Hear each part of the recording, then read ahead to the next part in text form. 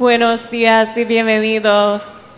Good morning and welcome to Cedar Lane Unitarian Universalist Church, a liberal religious community where love works. Where we gather together to explore the eternal, to nurture community, and to build a more just world. And if you are here, you've already had a success for the week because you made it, even though there was a time change. So congratulate yourselves.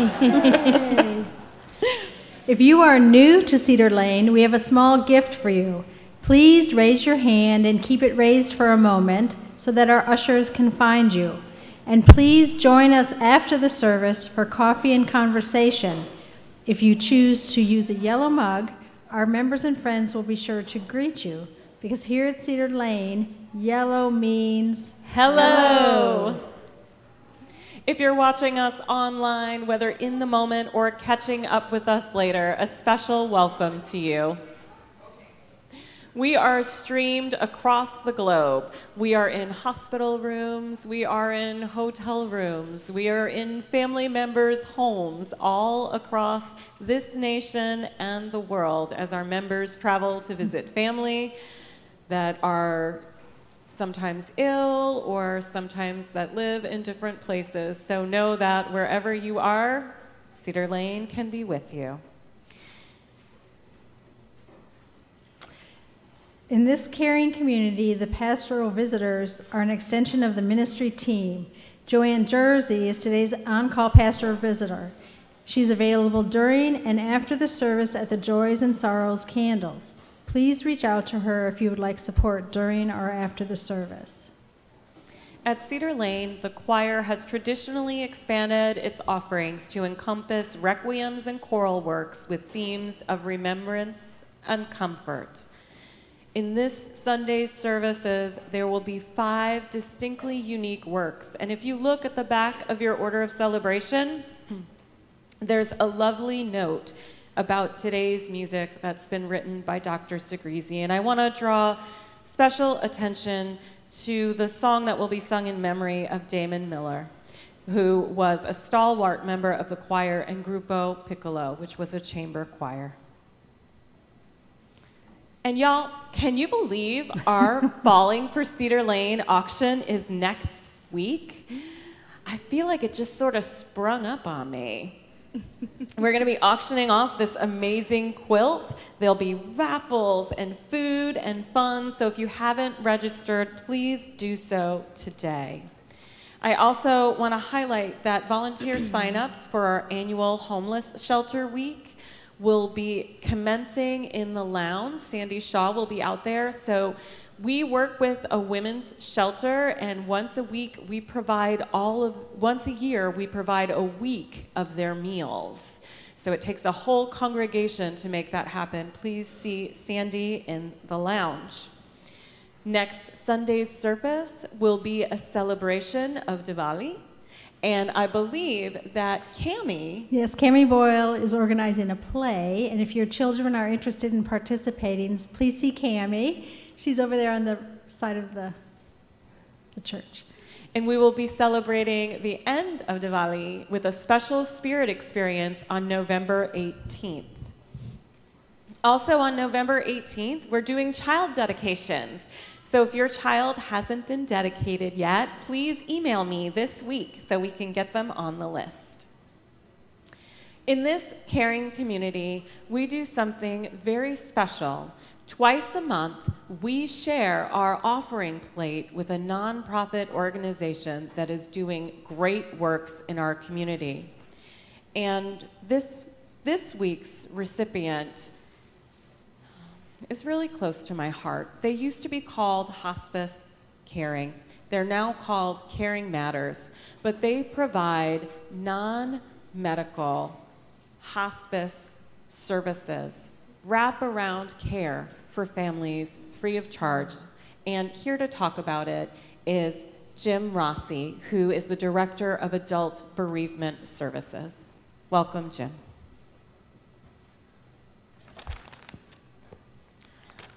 Good morning. Thank you for inviting me today, and thank you for your generosity. We very much appreciate it. I've been a volunteer with hospice caring for 20 years, and recently I became director of Caring Matters, the new name. And as you said, it's nonprofit and it's volunteer-driven with trained volunteers. And all of our services are free of charge and not dependent on government or Medicare. And I just want to share with you the three focuses of our group. First of all, we provide volunteers who assist seriously ill people in their homes. And currently we have 50 people who are taking advantage of this opportunity. The second thing is, my focus is adult bereavement support groups. And we have many throughout the county, and both daytime and evening, and they're facilitated by trained volunteers. I'm hoping to set one up here very soon too, because I understand there is a need. The third focus is most unusual. We have children's support for grieving children. We have several programs in Montgomery County schools, currently 37 schools for children who are grieving a loss. We have a weekend camp in the summer, and we have ongoing workshop series for kids and their parents when they are grieving as a family. So that's basically what we do. And again, I thank you for your kindness and for inviting me today. And I left some materials for anyone who's interested in that. Thank you. Thank you so much, Jim. Cedar Lane, friends and members and guests, please greet your neighbors.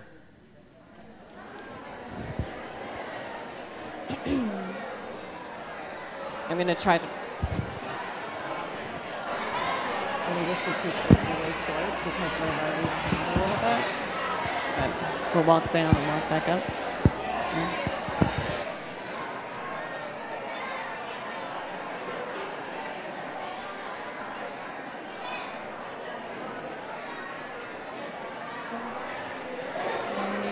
Good to see you.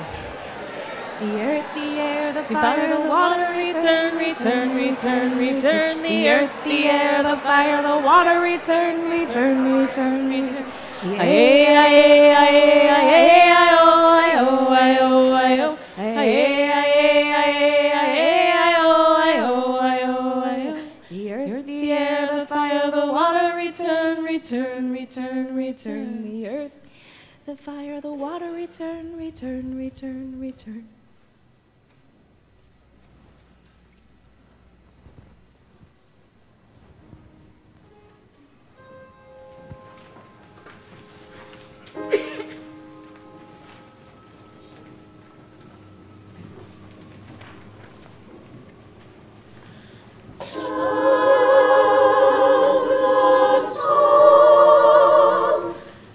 Your music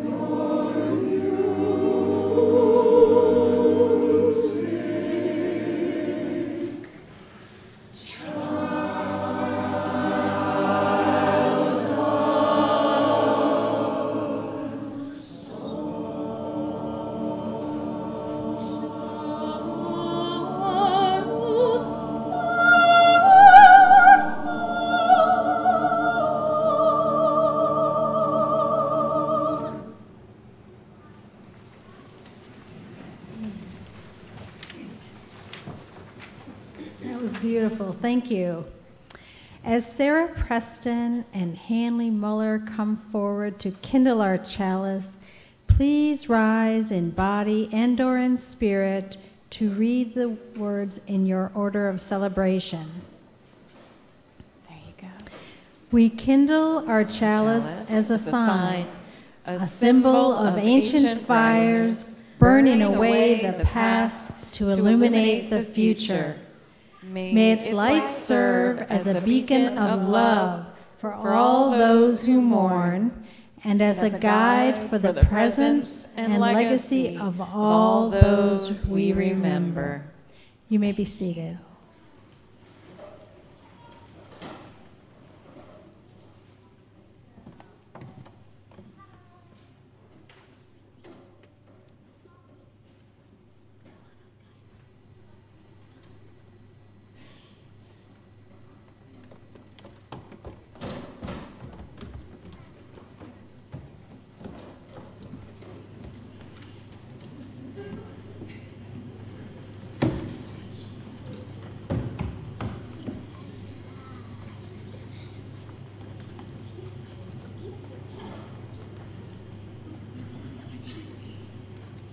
So there's a little omission in our order of service today, which is that the wrong song is in there for the children's choir.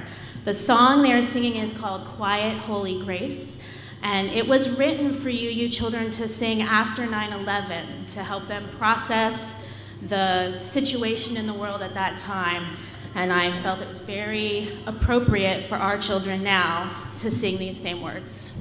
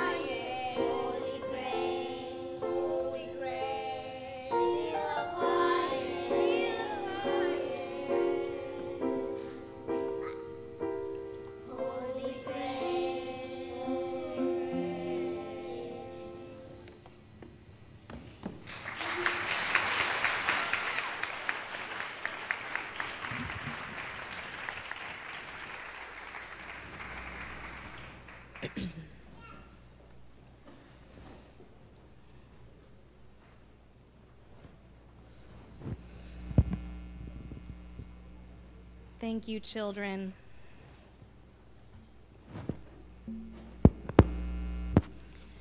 invite you now into a time of meditation, of prayer, of centering. This is the time when we share our joys and sorrows together as a community.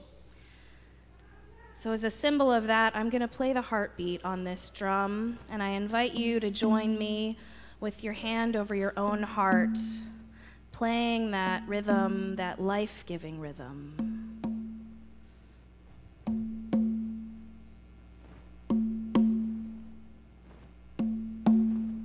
We play this heartbeat for many, many reasons. We play it to remember those that we've lost.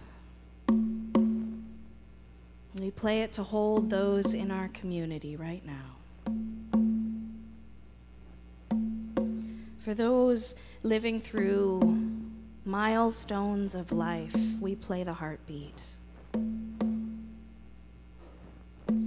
For those practicing parenting as a spiritual practice, we play the heartbeat.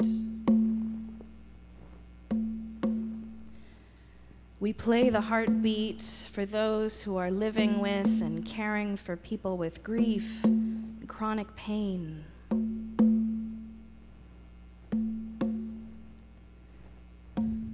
We play the heartbeat for those struggling with illnesses, seen and unseen, mental illness and addiction. We play for those suffering abuse or injustice. We play for those who are afraid. For those looking at the places they previously thought were safe. Those places that have been violated, perhaps. We play the heartbeat for these safe places, the synagogues, the yoga studios, the sanctuaries, homes, office buildings, schools. We play the heartbeat.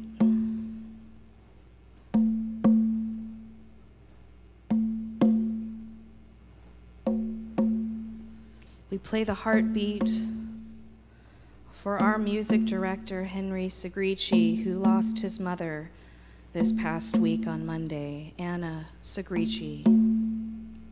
We play the heartbeat for him.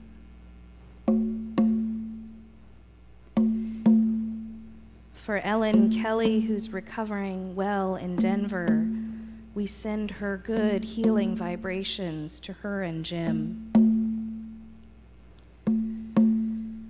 We play a powerful heartbeat for our beloved Fred Peters, who turned 101 this week and is singing in the choir this morning.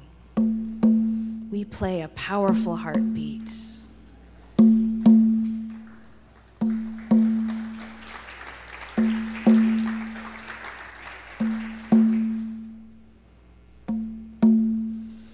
We play the heartbeat to remember and to celebrate and to connect.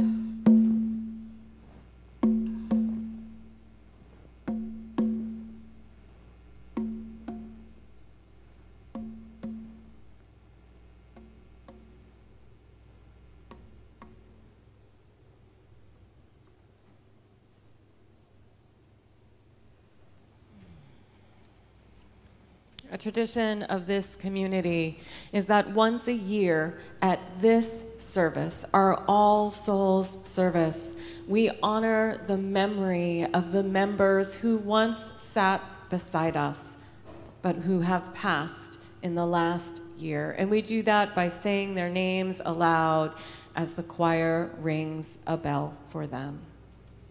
And we begin with former choir member Damon Miller. Cheryl Saki, Natalie Whistler, Sandy Pike,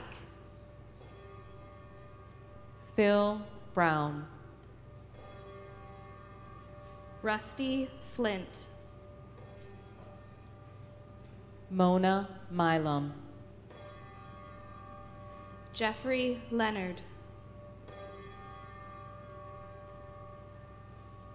If there are any other names that you would like to call out into this space, you may do so now.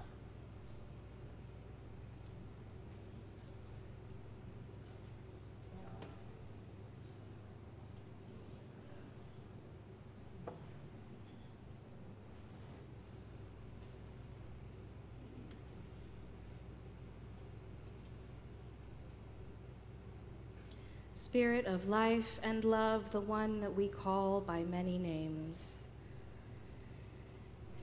Our hearts are heavy with names, with echoes, with memories. We are here to remember.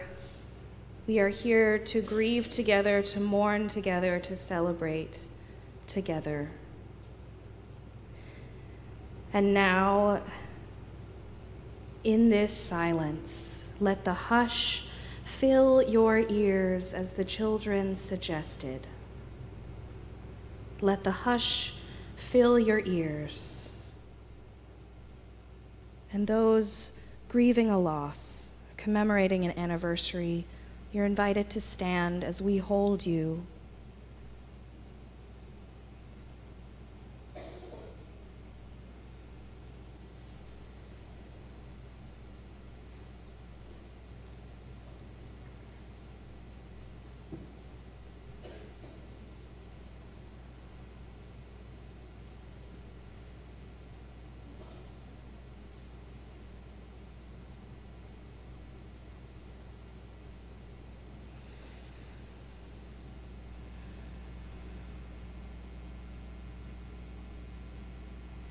The earth, the air, the fire, the water, return, return, return, return. The earth, the air, the fire, the water, return, return, return, return.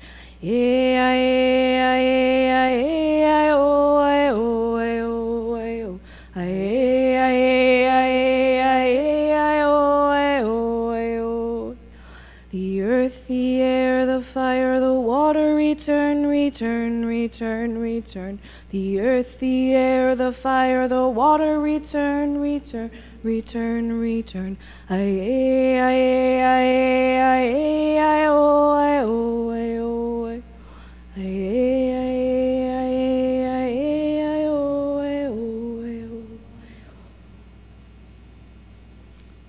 Please be seated. The music meditation song, There Is a Love, is one that we have sung before, but it's been a while. And so I thought I would help along here by leading it. So we'll sing it 3 times. The first time, there is a love holding me. The second time, there is a love holding us. And the third time, there is a love holding us as a canon. And I will lead this group first and this group second. And so Jasmine will start us off.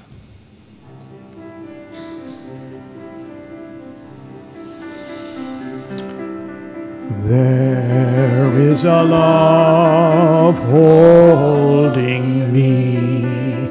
There is a love holding all that I love. There is a love holding all. I rest in this love holding us. There is a love holding us. There is a love holding all that we love. There is a love holding all. We rest in this love. There is a love holding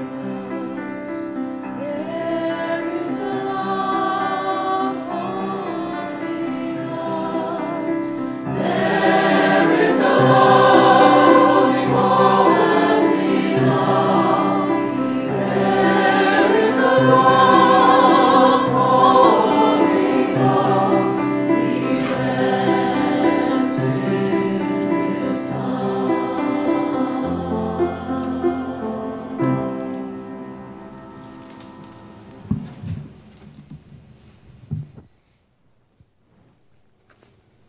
You may remain seated for this responsive reading, which is in your order of celebration. Your words are italicized. We have not forgotten. In nature we seek you, in the whisper of the wind, in the new green wood. Your presence is near. We have not lost hope in the dust of the desert, in the rush of the wave, in the rise of the mountain. Your presence is near. We remember the cycle in the promise of blossoms, in the dying of leaves, in the bare branches. Your presence is near.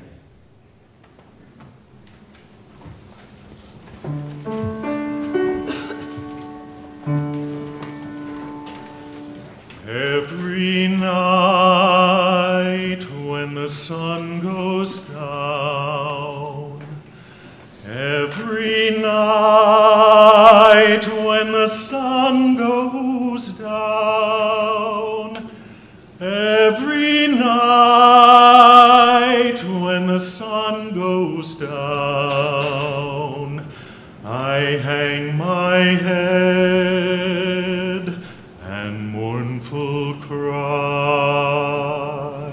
True love, don't weep. True love, don't mourn. True love, don't weep. True love, don't mourn. True love, don't weep. Weep or mourn. Lord has come. Lord has come to set me free. And every night, and every night, and every night, and every night, and every night, and every night, and every night, and every night, I pray the Lord. I pray the Lord. My train would come. I pray the Lord. I pray the Lord. My train would come. I pray the Lord. My train would come. To take me back, To take me back. Where I come from. True love, don't weep. True love, don't mourn. True love, don't weep. True love, don't mourn. True love, don't weep. Lord has come. Lord has come to set me free.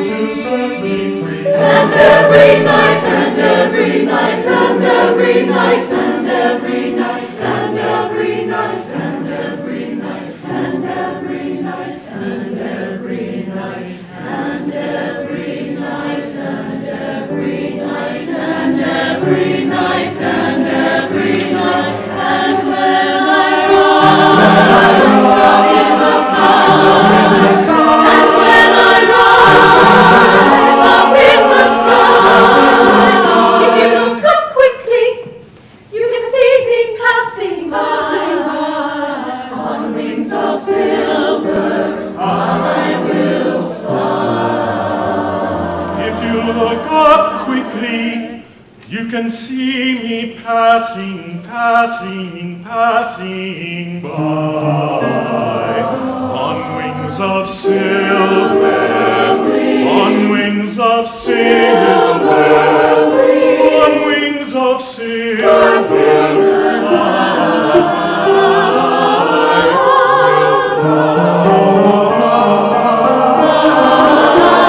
On wings of silver,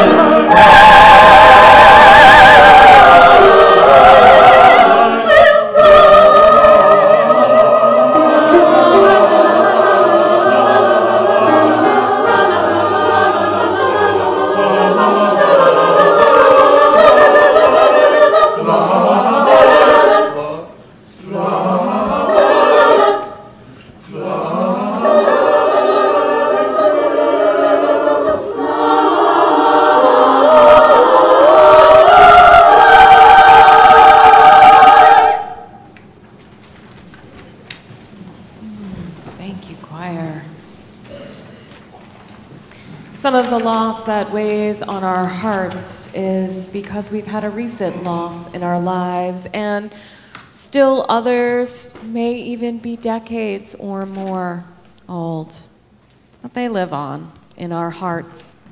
In a moment, we're going to build an altar together, filled with photos, mementos, and names of those we have lost. This ritual spans many religions and many traditions. As a religiously plural community, some of us may see this as a time of year when the veil between the worlds is thin. This time of remembrance is a celebration for some of us, a spiritual reunion where we dance with our ancestors and those that have recently or long time passed. Some of us may see this as a way that we can knit ourselves together as a community as we acknowledge our own grief with others who are also grieving. And still others, for you, the altar may mean something else. We bring these complexities and the richness of our many theologies with us each Sunday, and they're present with us here today as well. In a moment, I'm going to invite you, members, friends, and guests, to come forward to place a memento or a photo on the altar that you'll be able to pick up after service.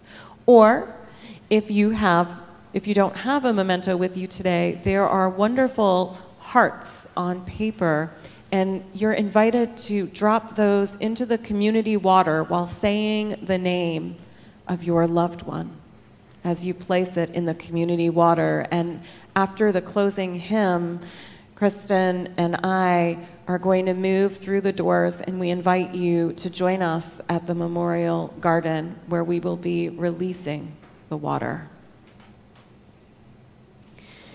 If you would like someone to put a piece of paper in for you, or if you would like someone to place the memento on the altar for you, please raise your hand, because our ushers and greeters are keeping an eye out to assist you.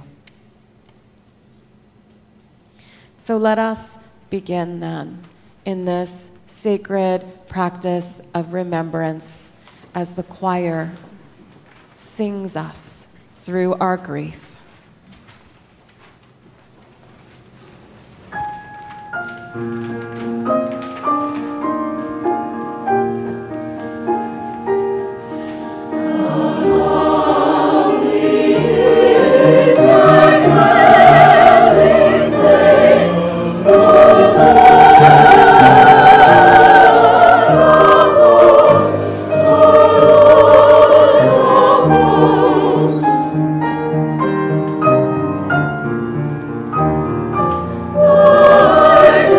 Thy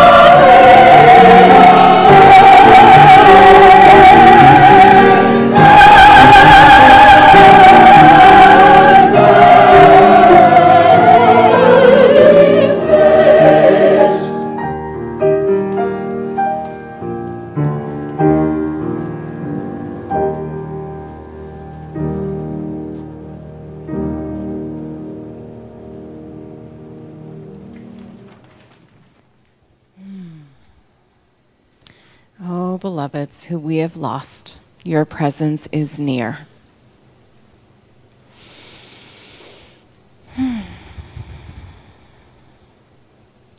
Alice Walker once said, "To acknowledge our ancestors means we are aware that we did not make ourselves." So I ask you, who made you? Who are your ancestors? And I don't mean just your biological ancestors. Many of us don't even really know all of who our biological ancestors are. Some of us do.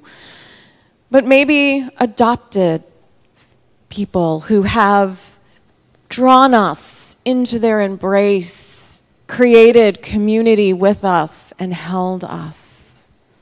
Who are those ancestors also? Who has made you?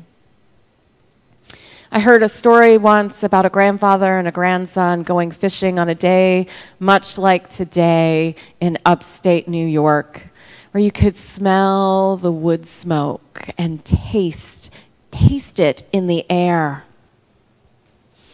And the grandfather would instruct the grandson in throwing the line out and gently reeling it in. And each time they would catch a fish, the grandfather would reach into his fishing kit and pull out a weathered measuring stick.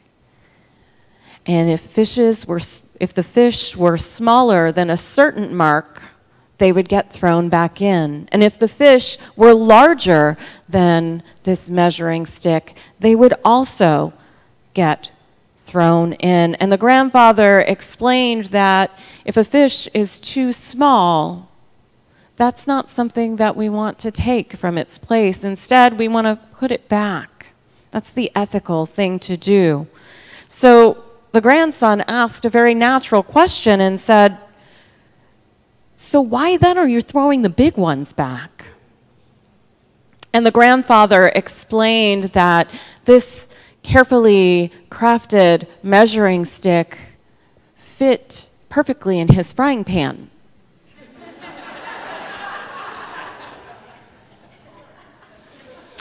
So the grandson, in his youthful hubris, said, "Why don't you get a bigger pan or maybe cut the fish up?" Now the grandfather didn't change his ways, but the young man grew up and continued to fish. He continued to carefully, ethically measure fish to make sure that the small ones went back. But you know what? He kept the big ones. And I imagine that he still smiles when he thinks of those precious moments with his grandfather, with the smell and the taste of the smoke in the air and the cold bite of impending winter. He loved his grandfather, and his grandfather's ways were deep within his DNA, in his heart, and he held his grandfather in all of his complexities. Part of how we honor the legacy of those who made us is to embody the best of what they hoped for without erasing their flaws, and instead grabbing a bigger frying pan or just cutting the fish up. So who has made our faith? Who are our Unitarian Universalist ancestors? Universalist physician Benjamin Rush was a signer of the Declaration of Independence. He was an advocate for public health, and he was an abolitionist. He also believed that people of color were inferior morally and intellectually. Benjamin Rush, in all of his complexities, is in the DNA of our country and in the DNA of this faith movement. Unitarian Universalist minister Forrest Church was a bright, shining star. He was the son of a U.S. senator, beloved by our entire movement. His writings and sermons were prolific. He was a generous philanthropist, and his estate continues to make donations to worthy organizations that live out our Unitarian Universalist principles and values. He also had a relationship with a congregant whom he later married. As ministers, we have a code of conduct, much like professional therapists. For a minister to have a relationship with a congregant is an abuse of our power, our authority, and our station of ministry. It is also illegal in most states for a good reason. So how do we hold Forest Church and all of his goodness while also viewing him through the lens of the Me Too movement? And what does it mean to live in this society where we can carry computers in our pockets, where we can drive and the car answers our phone for us, where many of us can turn on the faucet and water runs? How do we hold those joys and benefits while living in a world where not everyone is equal? What does it mean to be a community of memory that is holding joys and also grief, anger, heartbreak, and rage right now? How do we hold the memory of our ancestors and the promise of a greater tomorrow? I've been pondering these questions, and frankly, I've been worrying about what's at stake in this next election. Our trans siblings. Oh my goodness. There are legal efforts in place attempting to erase our trans siblings. Women and children, immigrants, people of color, all under attack. The climate crisis, gun violence, bombs reaching the media and political leaders. This and so much more. And while it's happening, I'm watching the awful, ugly campaign ads on television lately too, and it's both sides. Because the complexity of this nation's DNA is rising up. And it's showing up. But it's pointing the finger out instead of looking inside to search through our memories, to think about all of the complexities of the situations our ancestors have faced in their lives. It is denying the mistakes that have happened in our families and by all of our leaders across time. I've been thinking about this and thinking, how can we dream better? How can we embody the highest pieces of what everyone has dreamed for us, dream bigger still, and not forget the mistakes they made so that we do better? We have to do this work. Theodore Parker said, "Be ours a religion which like sunshine goes everywhere."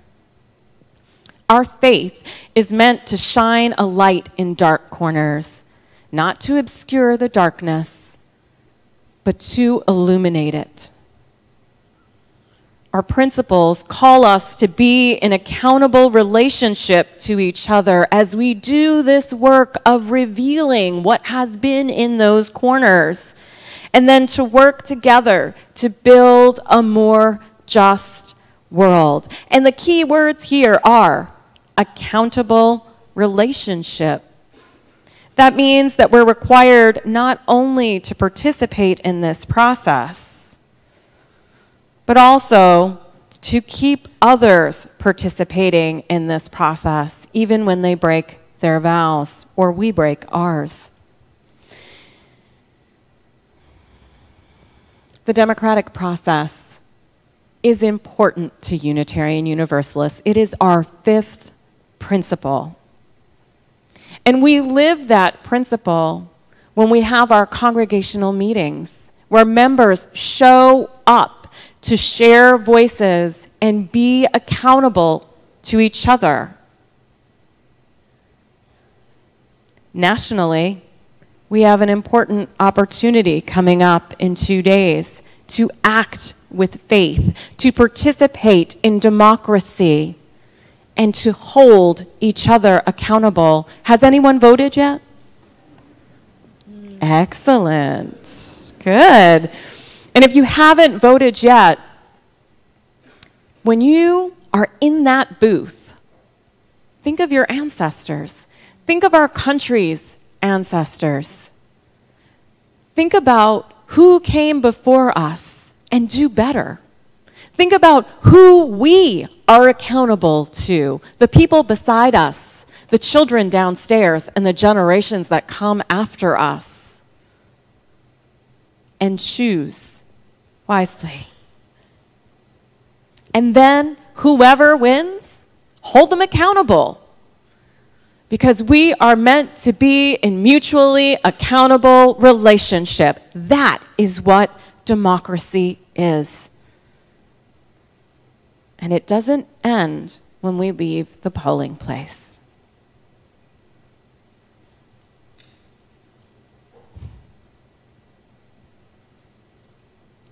Let us be a people of memory, but let us also be a people of dreams.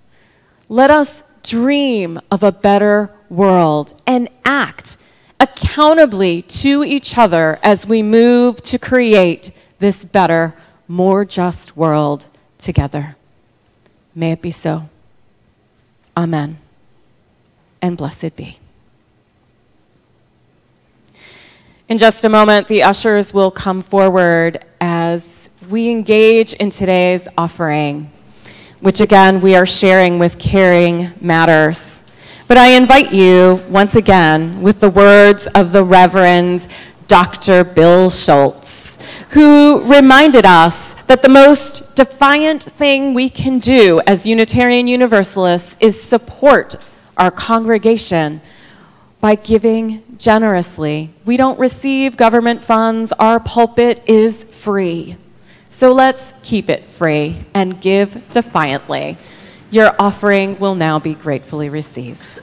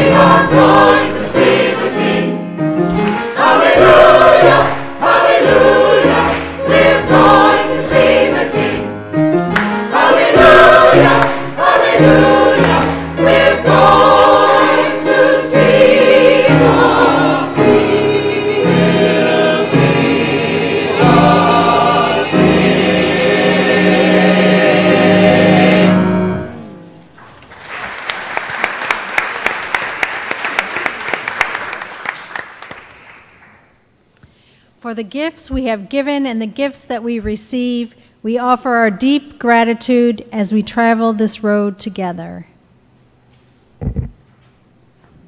Soon and very soon, we will be moving through these doors into our week. And I know we're facing some uncertainty. And I invite you to hold all of the complexities, but do not despair, as Ambassador Keith Harper told us last week. Do not despair, because that is a privilege of the privileged. Instead, I invite you to hold it all and let it be a dance. So as we sing our closing hymn today, let it be a dance. Let the words come alive for you. Let the words move through your body and your mind and your spirit and weave together the complexities and dance, dance, dance. Kristen and I will meet you all in the Memorial Garden at about 1/4 the hour. Please rise in body or spirit and let it be a dance.